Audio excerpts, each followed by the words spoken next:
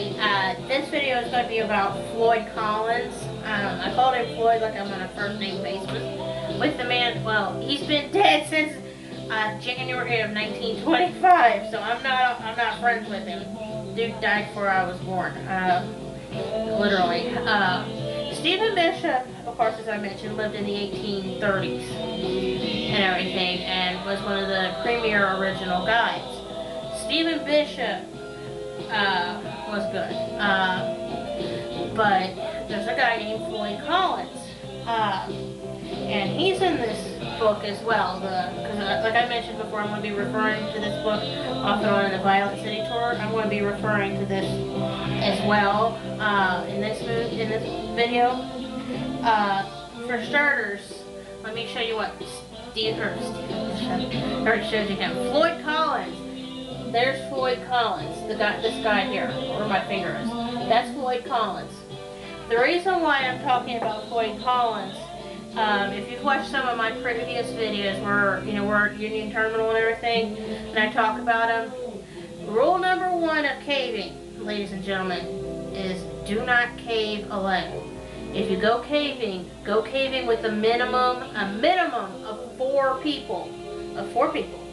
The reason why this is and Steve Bishop, if he was around today, would tell you, do not do what Floyd Collins did. You're an idiot if you do otherwise. The reason why I talk about him, and I'm doing a whole video on Floyd, is this guy's a damn idiot. And, excuse my language, there's video, we actually shoot video of, on the Heritage, well, it's not the Heritage Trail. It's actually the Sand Cave Trail. It's right before you actually get to where the sign is for the national park, but that's considered park property. And there's also a Floyd Collins Museum at the Wayfarer Inn, which is like, 50 feet, 150 feet from the actual state, or the national park, about Floyd. What it is Floyd's an idiot, okay? The man broke rule number 1 of caving. He went by himself in the cave, into the sand cave. And you'll hear us talking about it. Rule number 1 is never cave by yourself. He did that back in 1925, in January of 1925. And you have to think about this. This is, fast forward like 100 years. The Civil War happened, the War of 1812 happened. The gypsum and all that stuff, and the, phosphorus and the nitrates and everything, had been mined out for gunpowder and stuff by, Mr. DuPont, the chemical dude. And we're talking the original Mr. DuPont, the guy that started the chemical company. So, Floyd's an idiot, or he was an idiot. What it is, and I know I wrote some blogs about, or a blog about Floyd. It says that Floyd haunts the Sand Cave and the Crystal Cave, which his family owned the Crystal Cave. The big idiot went in the Sand Cave and got himself killed. Basically, what happened is he had a 25-pound rock fall on his legs, and he couldn't free himself from it. Broke both his legs. He could not escape. He was there in the cave, for 10 days, and they didn't get him out until after he died. Now, big idiot, they ended up, and I said this in the blog, but as it turns out I was misinformed. We went through the Floyd Collins Museum, as I mentioned. It's a nominal fee, it's like $3 a person, but it was like, we ended up getting in for $3, because we only had $3 in cash, and it's a cash thing at the Wayfarer Inn, but you have to call in advance to tell them that you're coming. But seriously, it's kind of tiny. It's like very little. The museum to Floyd is. But what ends up happening is there's newspaper articles. Floyd actually ends up having to get his leg cut off after he died, from the left knee down, to get out of the cave. They don't tell you this. They don't even, Andrea doesn't mention it in this book, what happened to his leg. I've seen the newspaper articles on it, and what it is, and I'll be honest with you, I'm going to stop this here because I want to make sure you hear what I'm about to say about Floyd's leg. In the blog I said, that I typed, that I'd mentioned previously, Floyd didn't have his leg stolen by anybody. I have it in print. Well, I don't have it in print, but the Floyd Collins Museum does.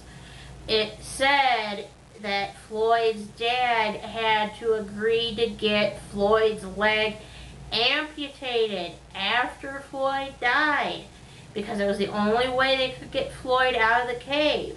So, a little bit of Floyd's still in the cave. I don't know where in the cave, and I'm not about to go down there to find out. I'm in no particular mood to go down there and see it, but it's probably a mummified piece of Floyd down in the sand cave. And, well, the rest of Floyd, as for what happened to the rest of Floyd, and Andrea does mention that in this book, and I'm going to read part of what she wrote here. Let's see. This is what Andrea Lankford writes. The indignity suffered by Floyd Collins did not end with his ungodly death. Instead of receiving a decent burial, his body became a tourist attraction. For 64 years, Floyd was displayed in a glass-topped coffin inside the Crystal Cave. One night, a group of midnight raiders made off with Floyd's corpse. The identity of the grave robbers remain unknown to this day, but the body, minus one leg, because it got amputated, was found wrapped in a gunny sack laying in bushes near the Green River. I did mention that in that blog.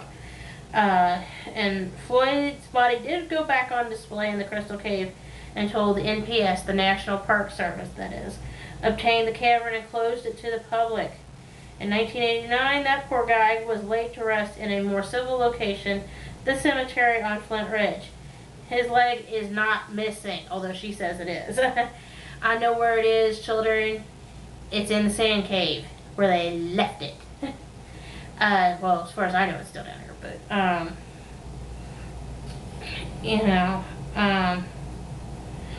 and it's just, I'll actually show this here, because this is the hikes. This is like the marked maps here. Well, that's one of the guides inside the cave. Here, if you can see it, I'm going to get this close here. That actually shows the heritage tour and stuff, the tours that we took in like the Flint Ridge and everything. This map here shows like the heritage trail and stuff, and it talks about the Violent City tour, and it's got 4 skulls, and I have to look here to see what the 4 skulls mean. Like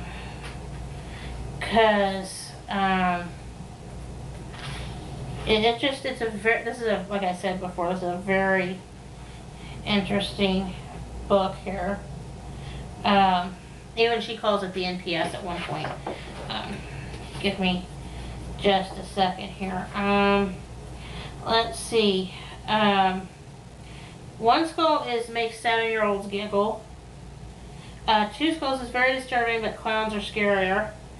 3 skulls is I get chills just thinking about it. 4 skulls is gave me nightmares and I'd rather not discuss them.